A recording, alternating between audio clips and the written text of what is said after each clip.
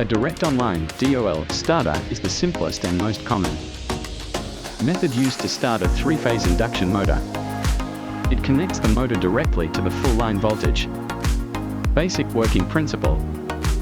In a DOL starter, the motor is connected directly to the power supply through a contactor and overload relay. When the start button is pressed, the contactor closes and applies full voltage to the motor terminals, starting the motor instantly.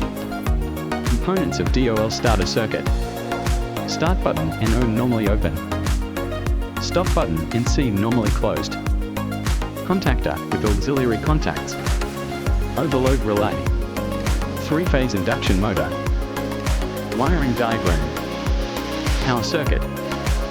R1. B. Three-phase supply overload relay contactor motor terminals U. A2 of contactor coil neutral. Auxiliary contact from contactor NO. Control circuit is connected parallel to the start button. For self-holding, latching. Operation. Start. Pressing the start button energizes the contactor coil.